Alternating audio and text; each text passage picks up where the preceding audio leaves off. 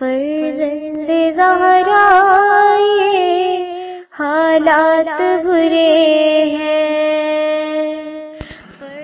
کاشانۂ بصیرت ایک ایسا مکمل یوٹیوب چینل جس پر محروم بصارت کے لیے بالخصوص اور تمام افراد کے لیے بالعموم سینکڑوں کی تعداد میں اسلامی کتب دستیاب ہیں۔ لہذا گزارش ہے کہ آپ اپنی ذمہ داری نبھاتے ہوئے کاشانۂ بصیرت کو سبسکرائب کرنے کے ساتھ ساتھ بیل آئیکن کو پریس کیجیے تاکہ آپ علم کے حصول کے ساتھ ساتھ مذہب اہل بیت کی اشاعت میں بھی اہم کردار ادا کرتے رہیں۔ کاشانۂ بصیرت، کاشانۂ بصیرت، کاشانۂ بصیرت۔ فرزند زہرا یہ حالات برے ہیں۔ السلام علیکم ورحمۃ اللہ وبرکاتہ۔ سامعین، آپ سماعت فرما رہے ہیں تاریخ اسلام میں بی بی عائشہ کا کردار۔ مؤلف ہیں علامہ سید مرتضیٰ عسکری صاحب، مترجم ہیں عطا محمد سردار نیا صاحب۔ آج ہم آپ کے سامنے اس کی 7ویں ریکارڈنگ پیش کر رہے ہیں۔ عنوان ہے حضرت علی علیہ السلام کی آخری تقریر۔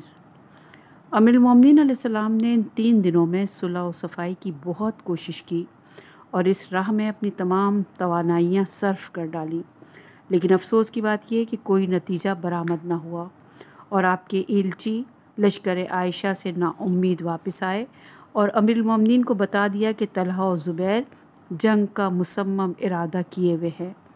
اس وقت حضرت علی علیہ السلام اپنے لشکر کے درمیان کھڑے ہوئے اور آخری بار آپ نے یہ تقریر فرمائی۔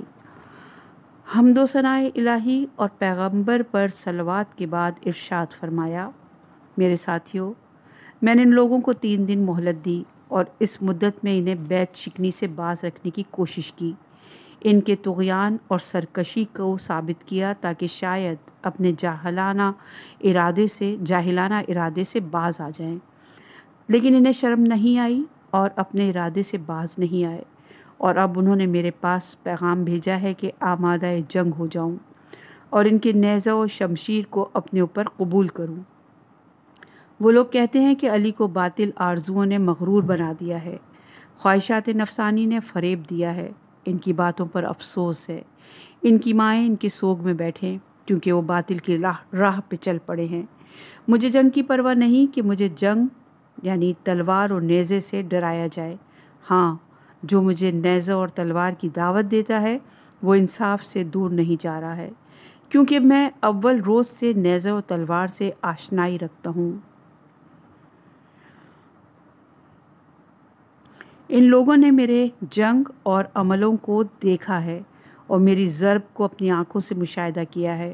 انہیں میری تلوار کا سامنا کرنے کے لیے تیار ہو جانا چاہیے، نہ کہ مجھے جس کو آمادہ ہونے کی کوئی ضرورت نہیں ہے، کیونکہ میں وہی فرزند ابو طالب ہوں جس نے مشرکوں کی مضبوط صفیں توڑی اور ان کی جمعیت کو پراکندہ کیا۔ آج بھی میں وہی مضبوط بازو اور دل کے ساتھ ان پر حملہ کروں گا اور ان کی صفیں درہم برہم کروں گا۔ اے لوگوں، میں اپنے مقصد پر ایمان رکھتا ہوں اور حق و عدالت پر گامزن ہوں، اسی وجہ سے یقین رکھتا ہوں کہ اللہ میری نصرت اور مدد فرمائے گا اور مجھے کامیابی عطا کرے گا۔ اے لوگوں، سمجھ لو کہ موت انسان کی آخری سرنوشت ہے، وہ سب کو اپنے گھیرے میں لے لے گی اور کسی کو اس کے چنگل سے نجات نہیں۔ اگر کوئی شخص میدان جنگ میں بھی قتل نہ ہو تو اپنی طبعی موت سے مرے گا۔ پس کیا اچھا ہے کہ یہ انسان خدا کی راہ میں اور اس کی رضا و خوشنودی کے لیے جان دے اور اللہ کی راہ میں اپنا خون قربان کر دے۔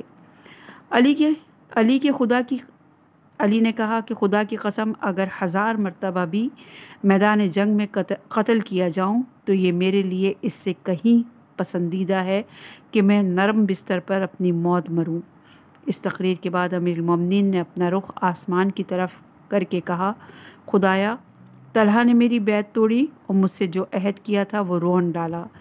اس نے لوگوں کو عثمان کے خلاف بھڑکایا یہاں تک کہ وہ قتل کیے گئے، پھر میرے اوپر اس کا قتل کا الزام لگایا۔ پروردگار، تو اس بات پر اسے مہلت نہ دے۔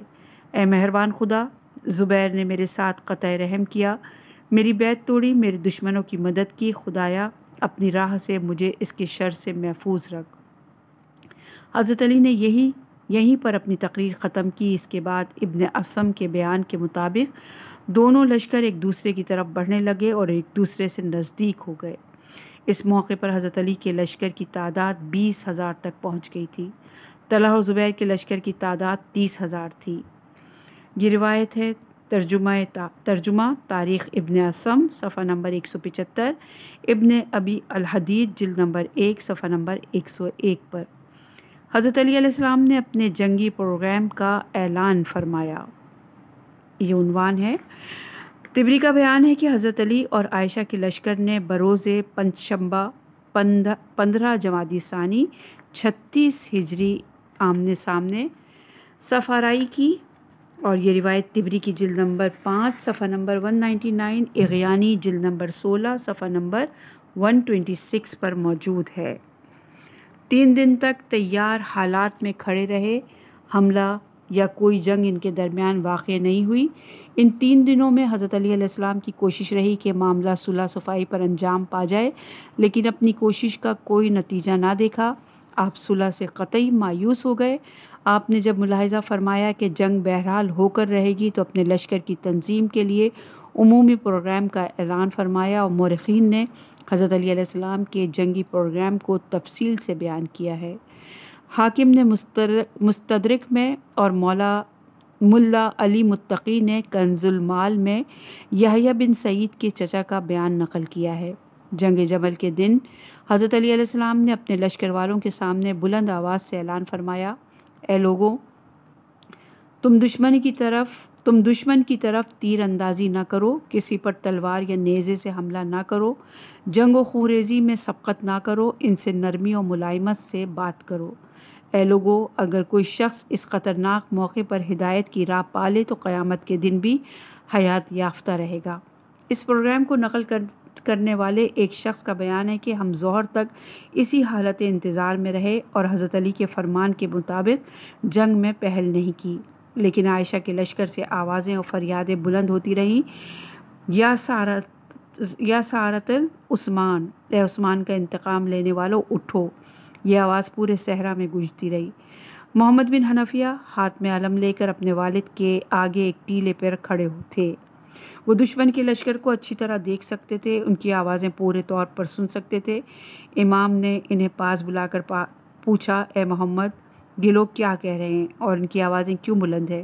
محمد نے کہا، بابا جان، یہ جنگی اشعار بلند کر رہے ہیں، یا سارت عثمان۔ اس طرح وہ اپنے ساتھیوں کو انتقام خون عثمان پر ابھار کر جنگ کے لیے آمادہ کر رہے ہیں۔ اس وقت حضرت علی علیہ السلام نے ہاتھ بلند کر کے دعا کی، اے خدا، آج تو قاتلان عثمان کو ذلت کی خاک چٹا دے اور انہیں ناکام کر دے۔ اور یہ روایت مستدرک کی جلد نمبر 3 صفحہ نمبر 371، کنز المال جلد نمبر 6 صفحہ نمبر 85 اور حدیث نمبر ہے 1311۔ دوسرے مورخین نے لکھا کہ اس دن دونوں لشکر آمنے سامنے ہوئے تو حضرت علی نے اپنے ساتھیوں سے فرمایا، جب تک دشمن جنگ شروع نہ کرے تم جنگ میں پہل نہ کرنا اور ان پر سبقت نہ کرنا۔ پھر فرمایا، خدا کا شکر ہے کہ حق ہمارے ساتھ ہے اور جنگ میں پہل نہ کرنا بھی ہماری حقانیت کی دلیل ہوگی۔ اس کے بعد فرمایا، جنگ شروع ہونے کے بعد جو نیزے سے زخمی ہو جائے اسے قتل نہ کرنا، کامیابی کے بعد بھاگنے والوں کا پیچھا نہ کرنا، مقتولوں کو عریاں نہ کرنا اور ان کے جسم کا مسئلہ نہ کرنا، اگر دشمن کے گھروں پر پہنچنا تو بے پردگی نہ کرنا، ان کی عورتوں پر زیادتی نہ کرنا، گھر کے اندرونی حصے میں داخل نہ ہونا اور ان کا مال اور دولت نہ لوٹنا۔ اور یہ روایت یعقوبی جلد نمبر 2 صفحہ نمبر 157 اور 160 پر، مروج الذہب جلد نمبر 5 صفحہ نمبر 188، ترجمہ تاریخ ابن اسم اغانی جلد نمبر 6 صفحہ نمبر 126 اور شرح نہج البلاغہ میں بھی موجود ہے۔ اس موقع پر مسعودی نے اضافہ کیا کہ حضرت علی علیہ السلام نے اپنے ساتھیوں سے کہا کہ دشمن کی جو دولت میدان جنگ میں مل جائے اسے مال غنیمت کی طرح مت لوٹنا، ان کی عورتوں کو تکلیف نہ پہنچانا، چاہے وہ تمہیں گالیاں بھی دیں اور تمہارے بزرگوں کو برا بھلا بھی کہیں، کیونکہ ان کی عقل ناقص ہے۔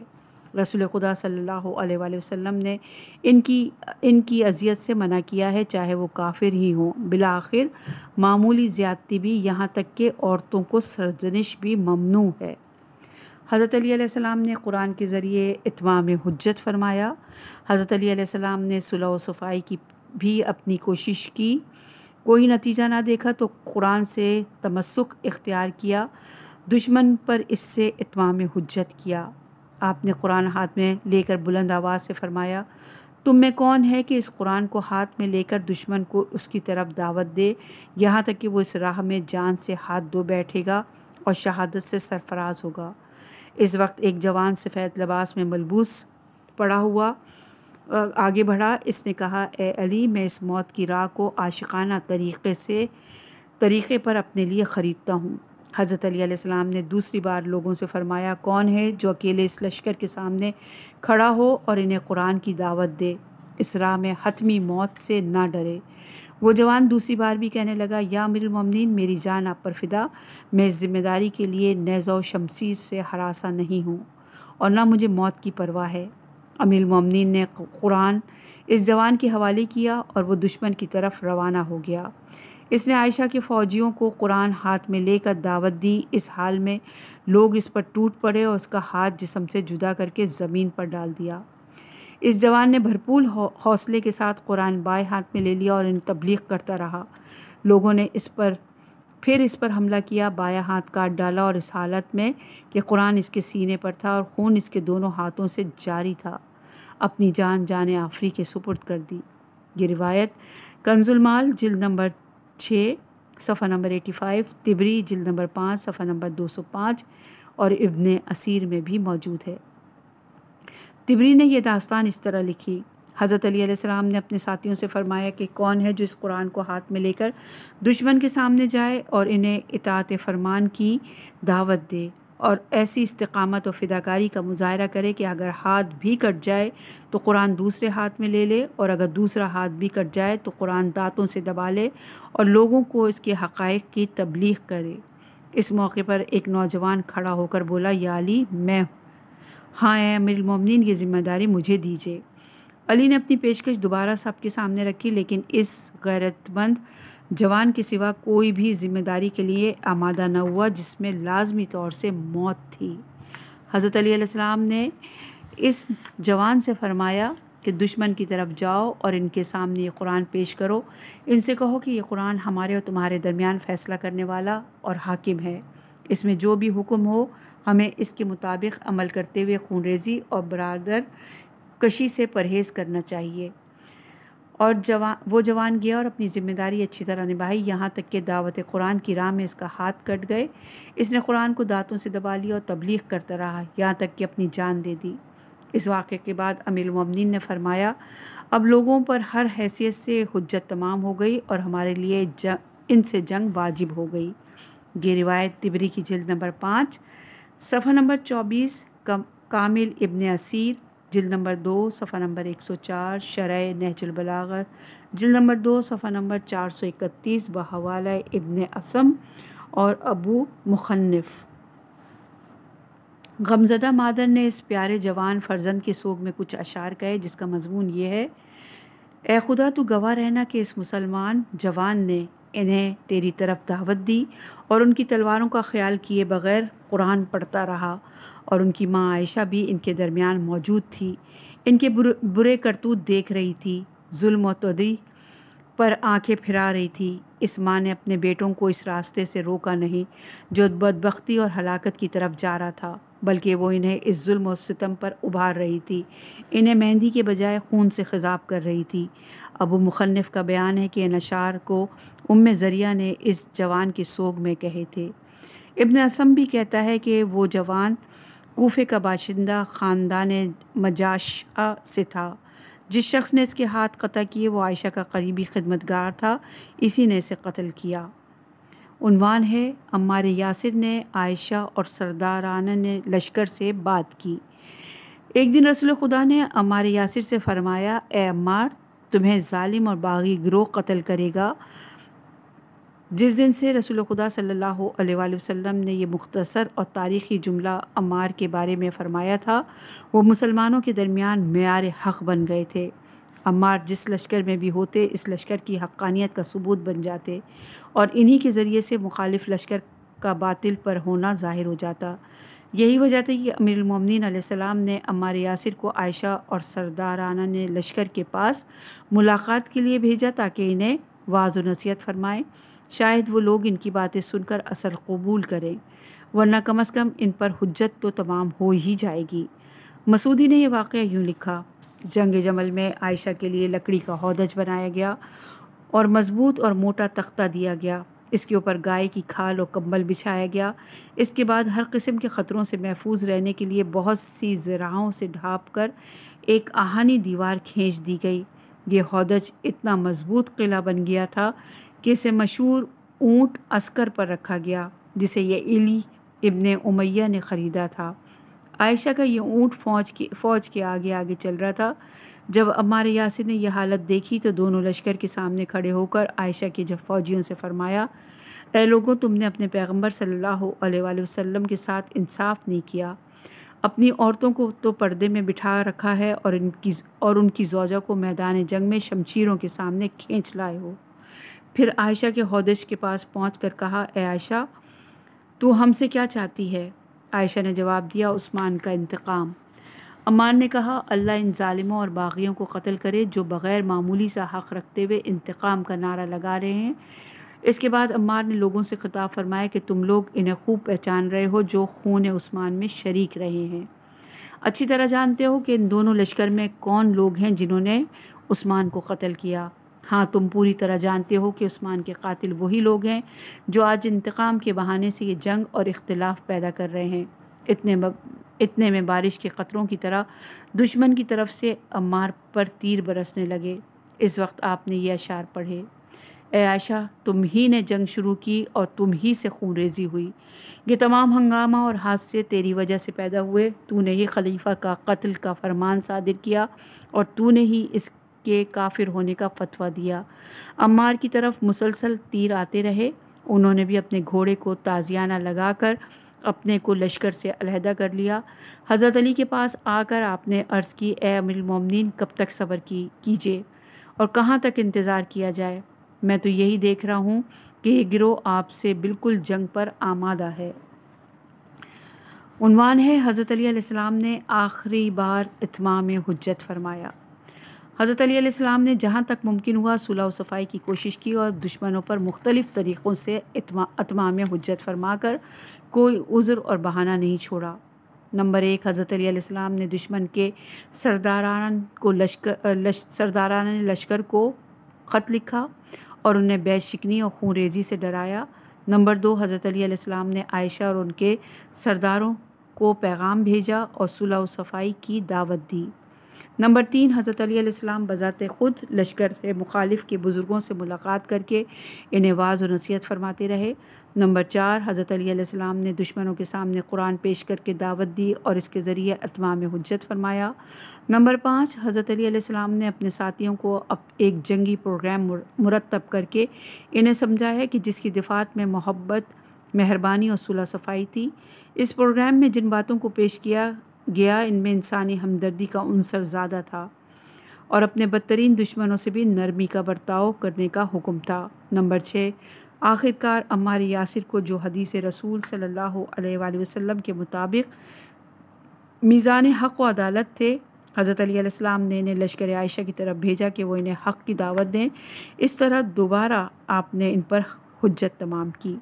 ان تمام مطالب کو گزشتہ فصلوں میں معتبر تاریخی مدارک سے پیش کیا گیا ہے۔ حضرت علی علیہ السلام نے آخری بار اس طرح اتمام حجت فرمایا کہ جب لشکر عائشہ نے حضرت علی کے ساتھیوں پر تیر بارانی کی تو آپ نے اپنی فوج کو صبر کی وصیت فرمائی، انہیں جنگ سے روکتے ہوئے فرمایا: اے اللہ، اے انصاف کرنے والے، خدا تو گواہ رہنا، اے میرے ساتھیوں، صبر اور بردباری کا مظاہرہ کرو اور چھوڑ دو کہ دشمن پر اس سے زیادہ حجت تمام ہو جائے اور ان کے لیے کوئی عذر اور بہانے کی گنجائش نہ رہ جائے۔ ہاں، حضرت علی علیہ السلام نے اس حد تک صلح و صفائی کی کوشش کی اور دشمن پر حجت تمام کی، لیکن جتنی آپ کی صلح و صفائی کی کوشش بڑھتی گئی، آپ کے دشمن جنگ و خوریزی پر اتنا ہی اصرار کرتے رہے۔ اب حضرت علی علیہ السلام کا آخری اتمام حجت بھی ملاحظہ فرمائیے۔ ایک معتبر مورخین نے لکھا کہ حاکم نے اپنی کتاب مستدرک میں بیان کیا کہ زبیر نے عائشہ کے لشکر والوں سے جو تیر اندازی پر مامور تھے حکم دیا، تم سب ایک ساتھ ان لوگوں پر تیر بارانی کرو۔ حاکم آگے لکھتے ہیں کہ یہ جملہ دراصل اعلان جنگ تھا جو لشکر عائشہ کے سردار کی طرف سے صادر ہوا تھا۔ ابن اعصم اور زیادہ تر مورخین نے لکھا کہ جس طرح رسول خدا صلی اللہ علیہ وآلہ وسلم نے جنگ حنین میں ایک مٹھی خاک لے کر دشمنوں کی جانب پھینکتے ہوئے فرمایا تھا کہ ان کے چہرے سیاہ ہو جائیں، عائشہ نے بھی اس عمل رسول سے سوء استفادہ کیا اور اسے مسلمانوں کے خلاف جنگ جمل میں برتا۔ ایک مٹھی خاک اٹھائی اور چلا کر کہا اور وہ خاک حضرت علی کے لشکر کی طرف پھینک دی۔ اس موقع پر حضرت علی علیہ السلام کے ایک فوجی نے لشکر عائشہ کی سرزنش کرتے ہوئے کہا، اے عائشہ، تم نے یہ مٹی حضرت علی علیہ السلام کے لشکر کی جانب نہیں پھینکی بلکہ یہ شیطان کا ہاتھ تھا جس سے یہ ناپسندیدہ حرکت ہوئی ہے۔ یہ روایت ترجمہ تاریخ ابن اعصم، صفحہ نمبر 171، شرح نہج البلاغہ، جلد نمبر 1، صفحہ نمبر 85 پر موجود ہے۔ یہ تمام اقدامات اصل میں جنگ شروع کرنے کا فرمان تھے۔ اس کے فوراً بعد عائشہ کے فوجیوں کی طرف سے باقاعدہ جنگ شروع ہو گئی۔ ابو مخنف اور دوسرے مورخین لکھتے ہیں کہ لشکر عائشہ کی طرف سے تیر اندازی شروع ہو گئی۔ اتنی شدت سے علی کی طرف پے در پے تیر آ رہے تھے کہ حضرت علی علیہ السلام کے فوجی صدائے فریاد بلند کرنے لگے، اے امیر المومنین، دشمن نے ہماری امان کو پارا پارا کر دیا، ہمارے صبر کا دامن چاک کر دیا، آپ بھی فرمان دفاع صادر فرمائے۔ اس وقت ایک شخص کا جنازہ جو تیروں سے چھلنی تھا حضرت علی علیہ السلام کے خیمے کے پاس لایا گیا اور کہا گیا کہ امیر المومنین، یہ فلاں شخص کا جنازہ ہے، آپ کا وفادار ساتھی تھا، اسے دشمن نے قتل کیا۔ امام نے آسمان کی طرف رخ کر کے دعا کی، اے انصاف ور خدا، تو گواہ رہنا۔ اس کے بعد اپنے ساتھیوں سے فرمایا، صبر کرو تاکہ دشمن کچھ اور حجت تمام کی جائے۔ ایک دوسرا جنازہ بھی لا کر رکھا گیا اور کہا، اے امیر المومنین، یہ فلاں شخص ہے جو دشمنوں کی تیروں سے اپنے خون میں نہا گیا۔ حضرت علی نے پھر آسمان کی طرف رخ کیا، اے خدا بندہ قہار و ناظر، میرے حق کا گواہ رہنا، اور اس بار بھی جنگ کی اجازت نہیں دی اور اپنے ساتھیوں سے فرمایا، تمہیں دشمن کی زیادتیوں کے مقابلے میں اور بھی زیادہ صبر کا مظاہرہ کرنا چاہیے۔ جانے بھی دو، تمہاری حقانیت اور حسن نیت جتنی زیادہ ہوگی ان لوگوں پر اتنی ہی حجت تمام ہوگی۔ اسی درمیان رسول خدا صلی اللہ علیہ وآلہ وسلم کے صحابی عبداللہ ابن بدیل خزائی اپنے بھائی عبد الرحمن کی خون آلودہ لاش لائے اور حضرت علی علیہ السلام کے سامنے زمین پر رکھ کر کہا، یا علی، یہ میرا بھائی ہے جسے دشمنوں نے بزدلانہ طریقے سے قتل کیا۔ حضرت علی علیہ السلام نے مختلف طریقوں سے دشمن پر اتمام حجت فرمایا۔ اب یہاں اپنے کو مجبور پا رہے تھے، آپ کے لیے جنگ کے سوا کوئی چارہ نہ رہ گیا تھا۔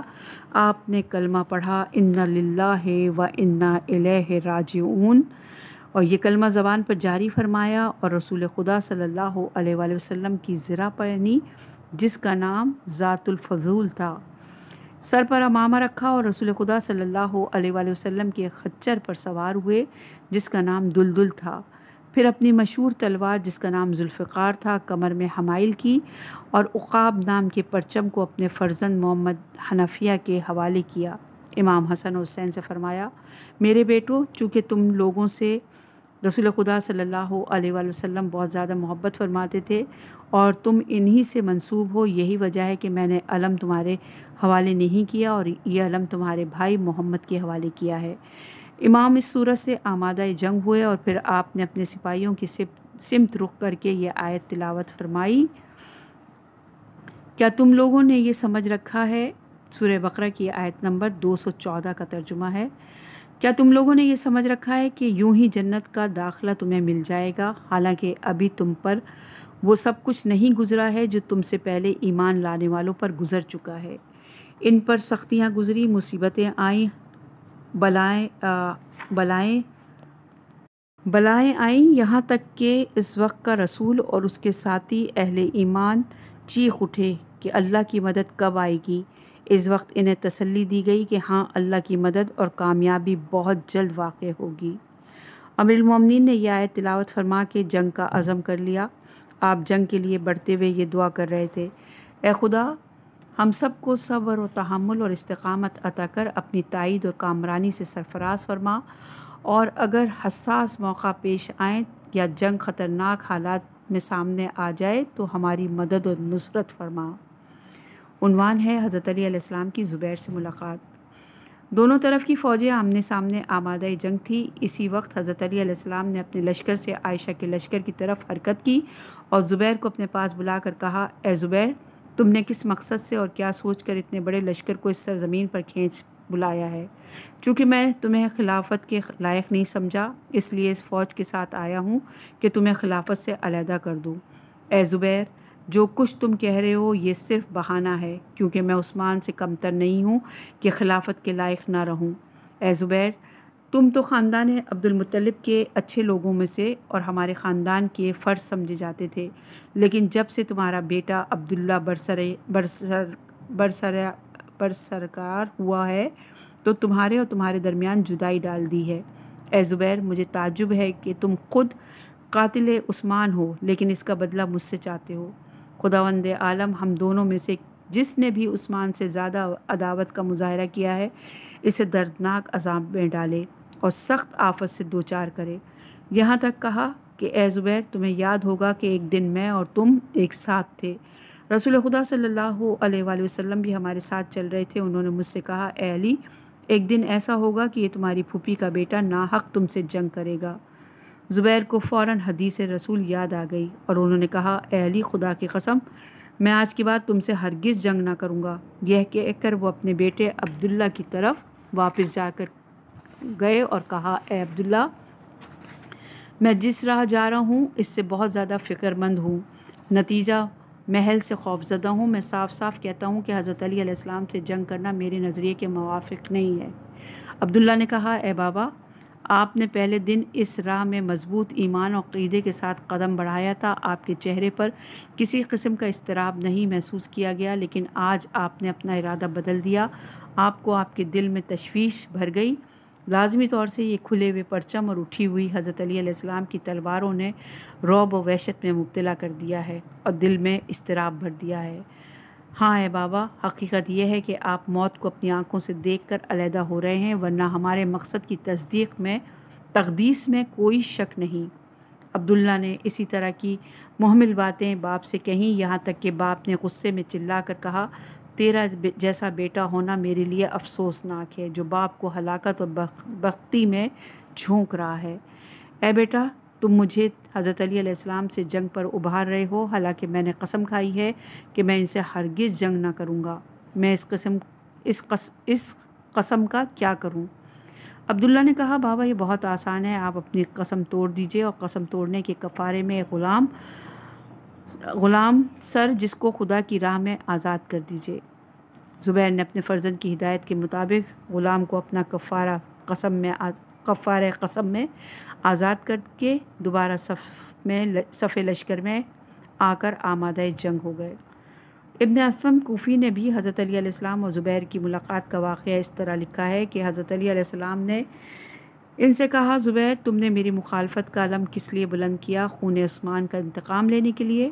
تم اور تمہارے دوست طلحہ نے عثمان کو قتل کیا، ان کا خون تم دونوں کی گردن پر ہے۔ اگر واقعی سچ کہہ رہے ہو تو اپنے کو عثمان کے بیٹوں کے حوالے کر دو تاکہ وہ باپ کے انتقام میں تم لوگوں کو قتل کرے یا ان سے باپ کا خون بہا لے۔ عنوان ہے واقعے کی تفصیل۔ طبری نے اس واقعے کو دوسری جگہ زیادہ تفصیل سے لکھا ہے۔ وہاں اضافہ کیا کہ حضرت علی علیہ السلام دونوں لشکر کے درمیان اس طرح قریب ہوئے کہ گھوڑوں کی گردنیں ایک دوسرے کے آمنے سامنے تھی۔ اس وقت حضرت علی علیہ السلام نے ان دونوں سے کہا، اے طلحہ و زبیر تم لوگوں نے ایک بڑا لشکر جمع کر کے زبردست طاقت فراہم کر لی ہے، اس طرح کی جنگی تیاری اور اسلحہ فراہم کر لیا ہے، حالانکہ خدا عادل کے سامنے تم لوگوں کے پاس کوئی عذر اور حجت نہیں ہے۔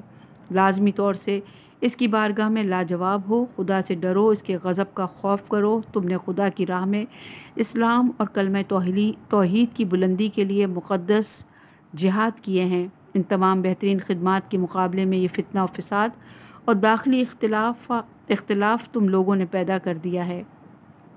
اب مسلمانوں کو موت کے منہ میں مت جھونکو، ان تمام اجر و ثواب کو اس گناہ کے بدلے میں عذاب جہنم سے مت بدلو۔ اس بڑھیا کی مانند نہ ہو جاؤ جس نے بڑی محنت سے مضبوط رسی بٹی، پھر انہیں اتنی ہی کوشش سے دوبارہ پارا کر دیا۔ اس کے بعد فرمایا، اے طلحہ و زبیر، کیا ہم تم بھائی نہیں تھے کہ ایک دوسرے پر ذرا بھی زیادتی کو جائز نہیں سمجھتے تھے؟ آج کیا ہوا؟ مجھ پر ایسی شورش پیدا کی اور میرا خون مباح ہونے کا اعلان کر دیا۔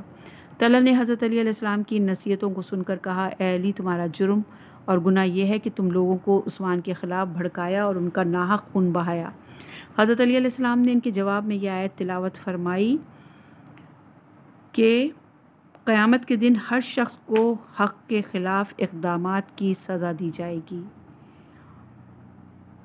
حضرت علی علیہ السلام کا مقصد یہ تھا کہ جس شخص نے بھی عثمان کا خون بہایا ہے اسے سزا دی جائے گی، وہ اپنے کیے کا بدلہ پائے گا، اسے نہیں جس پر ناحق الزام لگایا جا رہا ہے۔ اس کے بعد حضرت علی علیہ السلام نے مزید فرمایا، اے طلحہ، میں بنیادی طور سے خون عثمان میں شریک نہیں تھا، تم مجھ سے اس خون کا بدلہ کیسے کر رہے ہو؟ اس خون کا مطالبہ کیسے کر رہے ہو؟ خدا لعنت کرے اس شخص پر کہ جس کی گردن پر خون عثمان ہے۔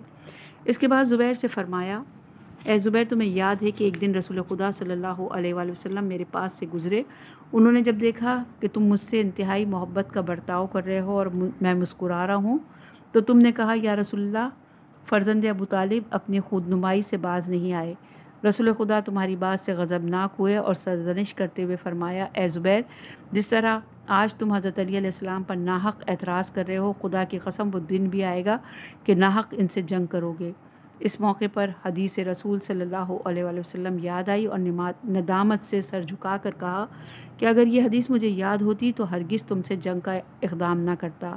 اب جب کہ میں جنگ کے ارادے سے گھر سے باہر نکل چکا ہوں، میں اپنے اس ارادے سے باز آتا ہوں، خدا کی قسم اب میں تم سے جنگ نہیں کروں گا۔ طبری کا بیان ہے کہ اس گفتگو کے بعد حضرت علی علیہ السلام اپنے لشکر میں واپس آ گئے۔ آپ نے اپنے سپاہیوں سے فرمایا، زبیر نے مصمم ارادہ کر لیا ہے کہ ہم سے جنگ نہ کریں گے۔ زبیر بھی عائشہ کے پاس گئے اور کہا، اے عائشہ، میں نے جس دن سے ہوش سنبھالا کبھی ایسا اقدام نہیں کیا جس کے نتیجے کے بارے میں نے غور نہ کر لیا ہو، سوائے اس جنگ کے جس کا نتیجہ میرے اوپر مبہم تھا۔ میں اس کے انجام سے بہت خوف زدہ ہوں۔ عائشہ نے کہا، اے زبیر، اپنی پوری بات کہو اور جو کچھ ارادہ کیا ہے صاف صاف بیان کرو۔ میں چاہتا ہوں کہ اس لشکر سے علیحدہ ہو جاؤں اور اپنے گھر واپس جاؤں۔ زبیر کا بیٹا وہاں موجود تھا۔ اس نے اپنے باپ کی سخت ملامت کرتے ہوئے کہا، بابا، اب جب کہ دونوں لشکر کو ایک دوسرے کے آمنے سامنے کھڑا کر دیا ہے اور کسی وقت بھی جنگ شروع ہونے کا احتمال ہے، ایسے حساس اور خطرناک موقع پر انہیں اپنے حال پر چھوڑ رہے ہیں، فرار کو ثبات پر ترجیح دے رہے ہیں۔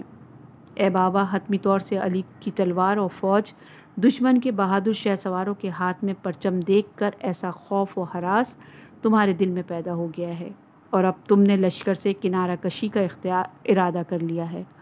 زبیر نے جواب دیا، ہے عبداللہ، خدا کی قسم کے خوف و وحشت کی بات نہیں، لیکن میں نے قسم کھا لی ہے کہ علی سے جنگ نہیں کروں گا۔ عبداللہ نے جواب میں پیشکش کی، اے بابا، اس کی تدبیر آسان ہے، اب آپ قسم توڑ دیجئے اور اس کا کفارہ ادا کر کے جنگ شروع کر دیجئے۔ زبیر نے بیٹے کی بات مان لی اور قسم توڑ کر کفارے میں اپنے غلام مکحول کو آزاد کر دیا اور دوبارہ صف لشکر میں شامل ہو گئے۔ عبد الرحمن ابن سلیمان تمیمی نے اس واقعے کو نظم کیا۔ کہتا ہے، میں نے ساری عمر میں ایسا دن کبھی نہیں دیکھا، اس شخص نے مجھے حیرت میں ڈالا ہے۔ اس شخص نے اپنی قسم توڑ دی اور اپنا غلام کفارے کے طور پر آزاد کیا تاکہ قسم توڑنے کا گناہ اس کے دامن سے پاک ہو جائے، لیکن اپنے اس عمل سے کہیں زیادہ بدتر گناہ کا ارتکاب ہوا۔ ایک دوسرے شاعر نے جو زبیر کا فوجی تھا اس سلسلے میں کچھ اشعار کہے ہیں۔ زبیر نے اپنے غلام مکحول کو کفارہ قسم کے طور پر آزاد کیا تاکہ وہ دینی لحاظ سے عہد شکن نہ کہا جائے، لیکن اس کا کیا فائدہ ہوا، کیونکہ اس کفارے کو ادا کرنے کے بعد اس پر عہد شکن کا داغ اور بھی زیادہ نمایاں ہو گیا۔